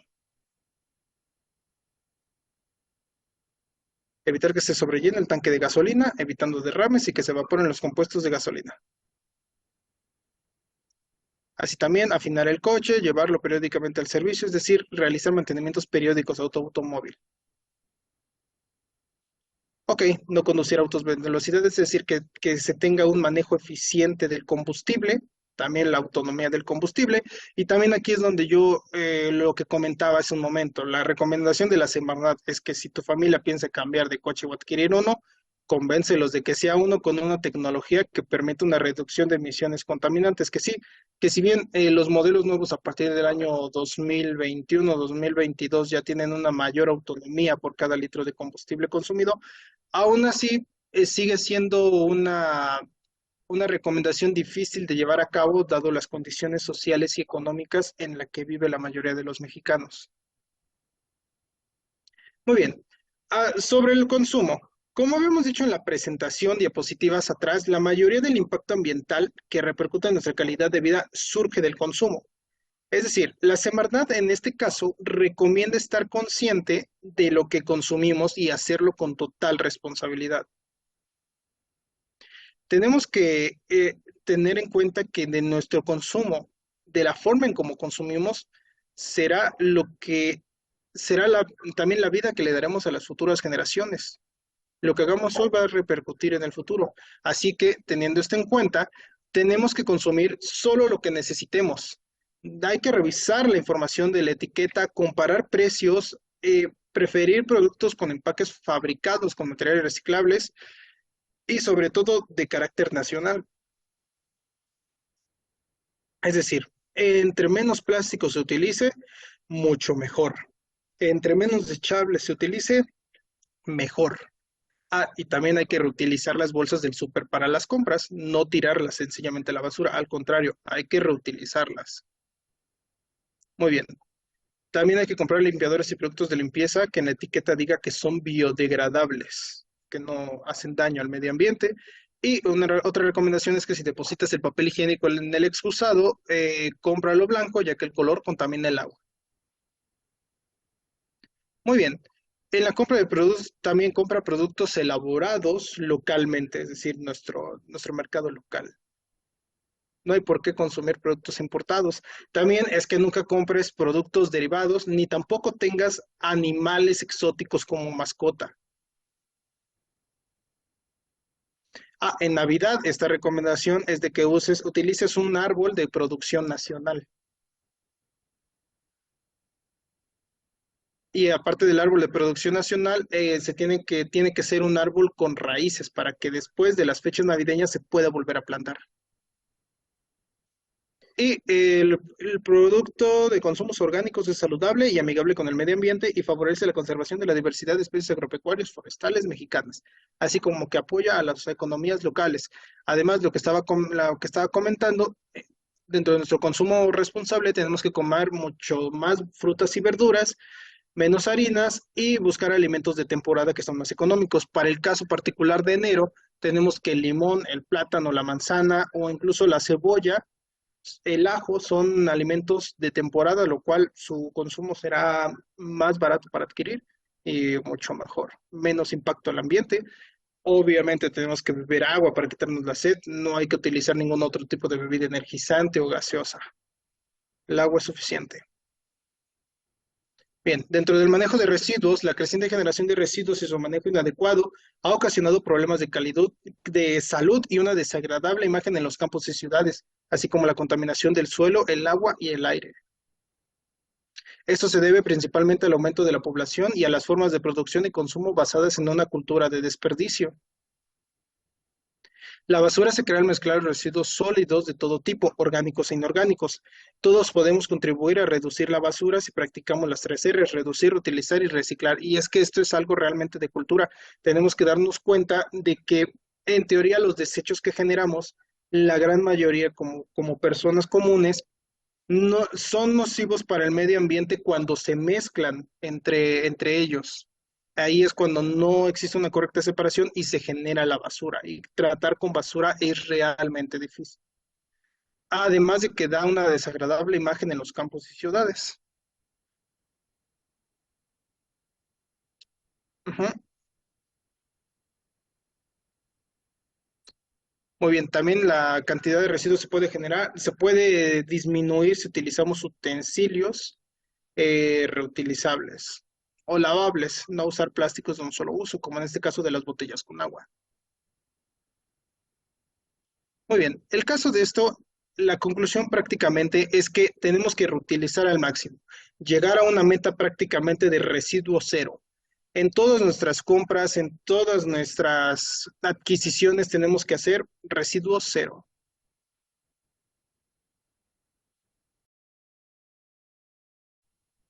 Muy bien, ahora tenemos que organizar ventas de garage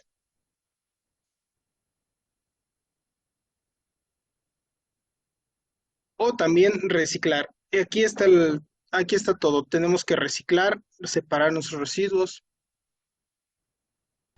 En conclusión, si trabajamos en la conservación y aprovechamiento sustentable de los ecosistemas y su biodiversidad, la prevención y control de la contaminación, la gestión integral de los recursos hídricos, así como el combate al cambio climático, podremos mejorar nuestro medio ambiente. Y si nuestro medio ambiente mejora, también mejora nuestra calidad de vida. Estas son las recomendaciones de la Semarnat. Mi nombre es Carlos Daniel. Muchas gracias. Hola, muy buenas tardes. Mi nombre es Martínez Eduardo. A continuación, vamos a ver el tema de eficiencia energética. Pues una breve introducción a qué suena la eficiencia energética, va muy de la mano con los conceptos que vienen siendo ahorro de energía y optimización de la energía, porque como nosotros sabemos, el 40% de las emisiones de CO2, más bien, ¿a qué quiero llegar con esto? Es, pues prácticamente, ¿qué es lo que daña a nuestro medio ambiente, no? Nuestro consumo de energía, la producción de energía, la transformación de la misma energía genera contaminación, como ya lo hemos visto en la materia y lo hemos visto en clase. Lo que nosotros tratamos es concientizar a las siguientes generaciones o a nosotros mismos como futuros ingenieros para poder reducir el impacto ambiental que estamos generando con ya nuestra forma de vivir, nuestra forma de desenvolvernos, nuestros procesos industriales, todo lo que vemos relacionado con la carrera. Sin embargo, lo que se desea o el principal objetivo que yo quiero pensar que tiene esta materia es reducir ese impacto y concientizar a la población sobre este tema. Bueno, vamos a empezar. ¿Qué es lo que vamos a ver? Como ya lo dije, una breve introducción a qué es la eficiencia energética, qué es lo que vamos a ver, conceptos esenciales, la importancia de, de este, de este tema, algunos programas que logré encontrar en la web y algunas campañas o más bien soluciones que se están teniendo para reducir el impacto y tener una eficiencia energética. Bueno, principalmente, ¿qué es la eficiencia energética? Como ya les dije, va muy de la mano con el ahorro energético, que pues prácticamente es la capacidad para obtener mejores resultados en cualquier actividad, empleando la menor cantidad de recursos energéticos, ¿no? O la menor cantidad de energía. Porque como nosotros ya sabemos, bueno, como les dije, el 40% de las emisiones de CO2 provienen de esto, de la producción de energía, ¿sí? Entonces, lo que se busca es disminuirla, logrando el mismo objetivo que es los resultados, el seguir trabajando con la energía, porque prácticamente todo se mueve alrededor de la energía, ¿no? Como lo hemos visto en las materias de física, de, de alrededor de toda la carrera, ¿no? Entonces, lo que tratamos de realizar con esto es reducirla, ¿sí? Se trata de mantener el mismo rendimiento que hemos tenido hasta hoy en día, incorporando unos modelos sostenibles, ya sea lo que dije, campañas, proyectos de desarrollo y gestión de proyectos para poder reducir ese impacto. ¿A través de qué? De la tecnología, lo que hemos venido desarrollando. Es muy impactante cómo podemos, porque sí se puede, se ha logrado, ahorita lo vamos a ver, reducir el impacto que estamos generando. Sin embargo, pues sí se necesita, o es muy importante, perdón, es muy importante que todos los países, y empezando desde abajo con uno mismo, pues empiece a generar ese cambio, ¿no? Entonces, pues prácticamente ocupamos tener hábitos responsables y una inversión en tecnología. Eso es, creo que es lo más importante de ese punto fundamental, es la inversión en tecnología. Porque hoy en día ya podemos controlar muchas cosas, principalmente en la carrera que estamos estudiando ahorita, que es ingeniería mecatrónica. Podemos, lo vamos a ver más adelante, sin embargo, lo explico en breve. La domótica es una parte fundamental, si no es que yo diría la más importante, por ejemplo, empezar desde casa, que la mayoría de gente casi no tiene noción de este tema. La eficiencia, ahorrar, ¿no? También el tener eficiencia energética nos implica dinero. Entonces, si nosotros empezamos a ahorrar, ya sea desde el consumo de electrodomésticos, de luz, ya sea, empezamos desde focos, que es lo más imprescindible, pues desde ahí podemos empezar a no afectar a nuestro bolsillo y no afectar a nuestro medio ambiente. Bueno, ¿qué más? Tenemos que también es la utilización de energía de la manera más rentable para llevar a cabo procesos de manufactura o proveer algún servicio, ¿no? Pues como ya lo sabemos, no solamente empieza desde casa, sino también en industria, ¿sí? Entonces es seguir usando esa energía porque generalmente para ofrecer esos servicios y todo esto, pues necesitamos de la energía eléctrica para poder, muchas fábricas, mucho de ahí se sostiene, es el motor, ¿no? Llevar a cabo ese mismo proceso, sin embargo, de la manera más rentable. ¿Qué quiero decir? Que si no tenemos cuidado en qué nos está fallando nuestras máquinas, la eficiencia, el control, todo esto nos genera un gasto excesivo. Entonces se nos cobra. Como ingenieros podemos regular esto, controlar el proceso y podemos bajar un poco el gasto, ya sea también a nuestro bolsillo. Bueno, ¿por qué es importante? Bueno, como ya lo mencioné al principio, el 40% de las emisiones de CO2 provienen de casas, edificios u oficinas, que es donde, pues vaya, no tienen tanta noción de esto, entonces sí es muy importante hacer hincapié en este punto. Bueno, además que la eficiencia energética rebaja las emisiones de gases de efecto invernadero. Y pues es obvio, ¿no? Es como una causa-consecuencia. Si nosotros empezamos a dejar de emitir tanto consumo de energía, pues obviamente que vamos a afectar menos al medio ambiente y vamos a dejar de producir estos gases de efecto invernadero que son tan nocivos como lo hemos visto alrededor de las clases. Entonces, pues esto es bastante bueno para considerar y es un punto muy importante. La eficiencia energética también nos permite reducir el uso de recursos naturales. Y pues obviamente, ¿no? Entre menos o más bien, lo hagamos de manera responsable, de manera correcta, pues obviamente que vamos a afectar menos a nuestros recursos y vamos a poder usarlos de una manera proactiva, a crear una economía de proximidad. En esto, pues, quiere decir que simplemente el vendedor consumidor, entre menos se desplaza en menor disposición o uso de la energía para poder, pues, hacer esto, ¿no? Nuestro ahorro de energía, nuestro ahorro energético. Y pues todo esto, ¿qué quiere decir? Pues fomentar el consumo responsable, ¿no? Prácticamente hacer que todos sean responsables de las consecuencias y tengamos esa noción, que tengamos esa información de qué estamos haciendo y qué nos estamos acabando, ¿no?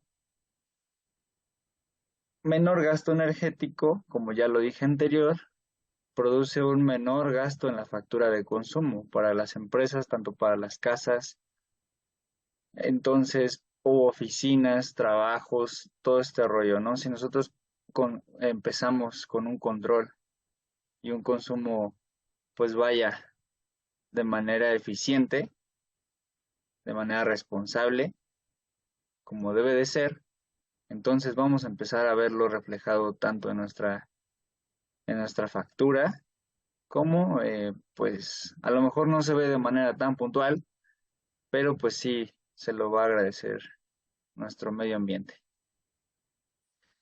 Vaya, ¿qué más? El potencial del uso de la energía, eso es verdad, está muy desaprovechado debido a, pues, se le adjudica tanto a empresas como al gobierno, ¿no? Que está muy desaprovechado debido a las limitaciones de precio, que es ciertas maneras excesivo. Hoy en día no es tan fácil conseguir supongamos, para una familia que quisiera ahorrar eso poniendo, no sé, un panel solar para alimentar una casa, no es tan barato. Eso es verdad, las limitaciones de precio, los subsidios, la financiación y la falta de reglamentos y capacidad institucional. Eso es muy cierto que es un problema. Sin embargo, a futuro se ve reflejado. Si hoy en día una familia compra, supongamos, ya existen hoy en día los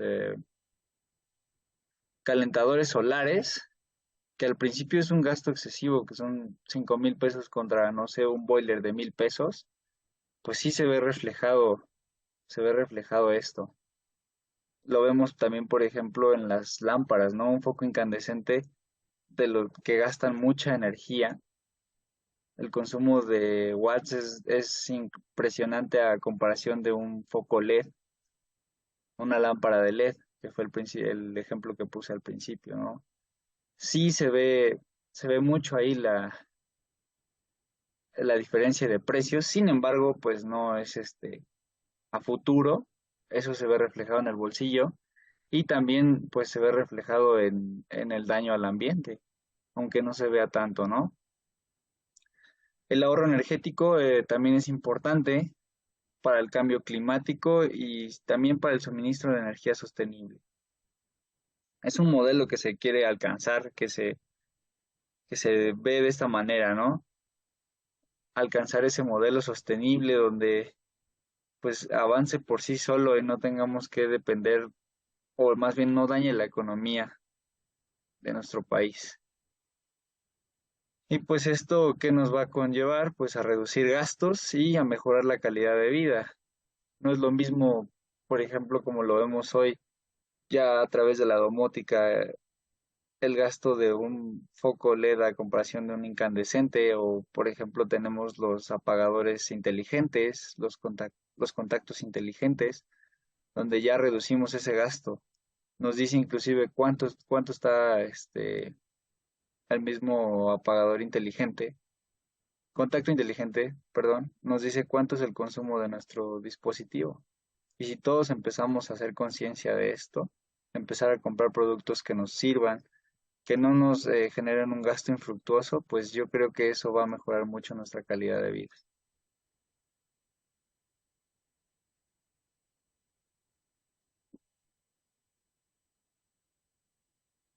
Para ello también me di a la tarea de investigar algunas organizaciones que se encargan de la eficiencia energética, como la KfW, que pues es una organización en teoría pues europea, sin embargo es muy importante. Y pues esta de qué se encarga, promueve las eficiencias energéticas en Latinoamérica y Europa. En Europa cuenta con una inversión mucho más grande que la que tenemos aquí en México, bueno, Latinoamérica, porque no es ni siquiera en México. Sin embargo, pues fue la que encontré que es muy importante, o más bien de las más importantes, que sí les preocupa este ámbito, ¿no? Y pues a grandes rasgos, y lo que pude investigar, es que cuenta con una inversión de 300 millones de euros en Latinoamérica para la industria, hogares, iluminación pública o privada. Esta se encarga de ver todo este rollo, de poner normas, de poner de ver que se cumpla este tipo de situaciones, ¿no? Y pues las soluciones, va desde las soluciones más sencillas hasta las más complejas, donde podemos ver el cambio de motores en empresas o bombas, el- tiene normas, eficiencias de última generación, todo este rollo para que el consumo sea menor y no tampoco afecte a las empresas, porque si las empresas empiezan también a darse cuenta en ese aspecto sobre cambiar distintos aparatos, aunque tenga un poco de costo alto, a la larga se ve reflejado en el bolsillo y si empiezan a ahorrar en este ámbito, pues después la empresa va a crecer, la empresa va a crecer y la empresa lo va a ir viendo a través de sus ganancias, ¿no? No todo aquello que tenga que irse, como el gasto de factura en luz, el gasto de factura en agua, en eficiencia, todo este rollo, pues se va a ver reflejado a través de de la tecnología que usa, pues. También promueve la producción de energía renovable, la transmisión y distribución eficiente de energía, y pues sistemas energéticos actuales, ¿no? Como vemos, cómo trabaja, pues tenemos un mapa donde se explica, bueno, cómo trabaja. Tenemos un mercado de capital que vienen siendo los inversionistas, donde financian a esta empresa KfW, bueno, esta organización. ¿Quién tiene el principal interés con ellos? Pues es el gobierno alemán, que como les dije, es la que más capital tiene. El país más preocupado o el gobierno más preocupado por este tipo de situaciones, que viene siendo la eficiencia energética. Y pues, ¿qué es lo que prácticamente esta organización hace? Es como un banco, un prestamista. ¿Qué ocupas? Aquí tienes dinero, con tus máquinas, tus procesos, todo lo que tú requieras para que consumas la menor cantidad de energía. Sin embargo, haciendo que tus procesos y todo te genere mucho dinero, pero pues de la manera que consumas la menor cantidad de energía, ¿no? Y pues son prestamistas, prácticamente son prestamistas.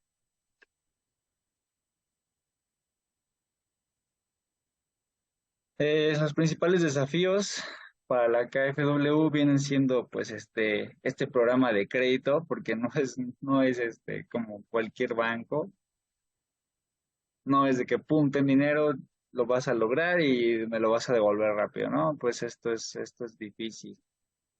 Y pues también las políticas es muy importante, sus desafíos que tuvieron para crear esta organización, los estándares de eficiencia, porque esto también es importante, qué tanto tienes que reducir, cómo lo vas a hacer, a través de qué programa, qué vas a implementar, y pues todo esto pues tiene que ver mucho con un ingeniero, ¿no?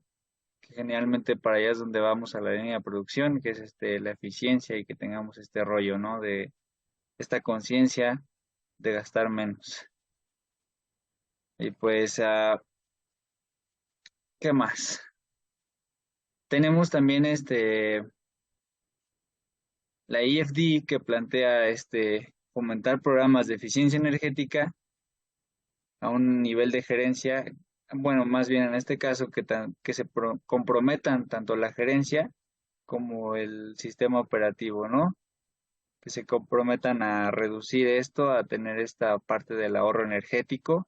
Eso también no es fácil en cualquier empresa. El diseño de programas, que es lo que les venía mencionando, cómo implementarlos de manera sencilla, teniendo en cuenta pues los proyectos de eficiencia energética a veces son pequeños, a veces son grandes, a veces no es tan sencillo plantearlos o que una empresa lo acepte, ¿no? Porque pues esto es dinero, es un negocio.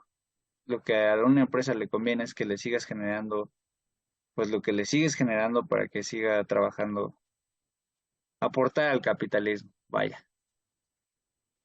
Y pues podemos comenzar con medidas estandarizadas y financiables, es lo que se prevé o lo que prevé, y pues que sean fáciles de controlar, cómo se va a cuantificar el ahorro energético, lo que les venía diciendo de la estandarización, el consumo, lo que se prevé o ya más a fondo, esta estandarización viene siendo, pues no sé, el consumo de los últimos 3 años, el consumo a lo largo de un mes, 2 meses, cuánto estás gastando, si estás ahorrando eficientemente, si no lo estás haciendo, qué se puede hacer, qué podemos cambiar, ¿no?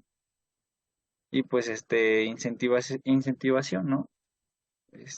Financiación y periodos de amortización que deben ser atractivos para las CFDs como para los inversores en particular.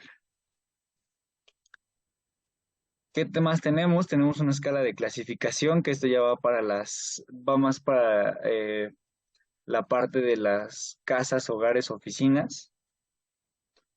¿Qué es esto? Una certificación de electrodomésticos que va clasificando desde la letra A hasta la G, en orden alfabético. ¿Para qué? Para frigoríficos, congeladores. Esto es para electrodomésticos. Lavadoras, secadoras, lavavajillas, horno eléctrico, microondas y fuentes de luz. ¿Qué es esto? Bueno, en Europa se implementó esta certificación electrodomésticos obligatoriamente, que es algo que investigué y en México sí existe, pero no tan reglamentada como en Europa. Entonces, ¿qué es lo que prevé, no? Los más eficientes, o más bien los electrodomésticos más eficientes, vienen con la letra ABC, consumo moderado DE y alto consumo FG.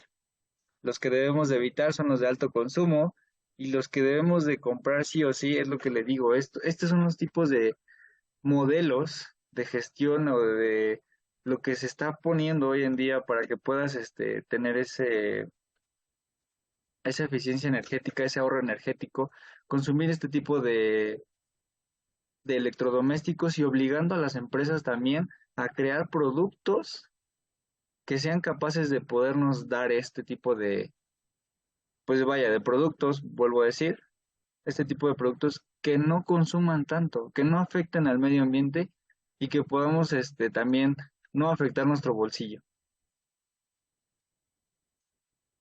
Y pues una de las soluciones que encontramos, que es bastante, como ya lo venía mencionando, la domótica. ¿Qué es la domótica?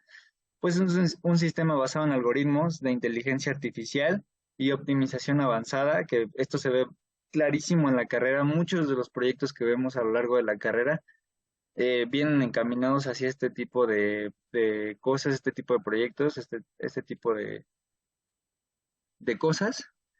Y pues, ¿qué es lo que se busca? Optimizar, ¿sí? Optimizar, eso es lo que se busca.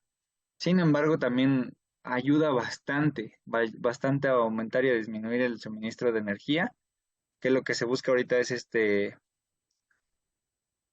pues reducir, ¿no? Reducir ese consumo. Em, Reaccionando al mercado, pues hoy en día hay una alta competitividad de productos, ya por cualquier lado encuentras cualquier producto, y pues se ve, ¿no? Tenemos las Alexas, tenemos el Siri, tenemos a Google Home, tenemos muchísima cantidad de productos que nos pueden ayudar dentro del hogar y u oficina, ¿no? Dependiendo de las necesidades que demande nuestro consumidor. Tenemos una empresa que es como Repsol, que ha alzado la mano con un sistema llamado BAM, que es Virtual Asset Management, que es lo mismo que cualquier asesor, como lo es Google, como lo es Alexa, como lo es Google Home, Apple, hay muchísimos. Entonces, tenemos ejemplos claros que vienen siendo los contactos eléctricos, que pues a cualquiera, supongamos que dejaste tu computadora cargándose, y pues eso implica un consumo de energía, ¿no? Y la dejaste todo el día. Eso ni te das cuenta, pero después lo pagas, ¿no? Supongamos que son 10 pesos al mes. En un año se convierten en 100 pesos. En 10 años se convierten en 1000 y así. Entonces lo que se busca es reducir ese impacto a tu bolsillo, y también reducir ese impacto de CO2, porque al estar consumiendo nosotros esa energía, pues estamos afectando al medio ambiente, queramos o no, a producir gases de efecto invernadero, y es lo que se busca con la eficiencia energética, ¿no? Bajar esto. Con los contactos inteligentes simplemente programas cuánto tiempo quieres que esté cargando tu computadora. Si sabes que en 2 horas se carga, en 2 horas lo programas para que se apague y listo. Es como un contacto, ¿sí? Un puente se apaga y se desconecta, ya no hay consumo energético. E inclusive te dice cuánto se está consumiendo, cuánto en kilowatts es lo que está consumiendo, ¿no? Los refrigeradores, las estufas, todo esto, ya de una manera inteligente podemos controlarlo de tal manera que reduzcamos ese consumo. Por eso la domótica yo la veo como una de las principales soluciones para atacar este problema, y creo que cualquiera ya debería de empezar a comprar este tipo de productos y empezar a reducir mucho su consumo energético. Los focos inteligentes también es otra parte. Si tú dejaste una luz encendida, en automático lo ves desde el teléfono. No te lleva ni 3 segundos. Con esto quiero concluir y agradezco su atención.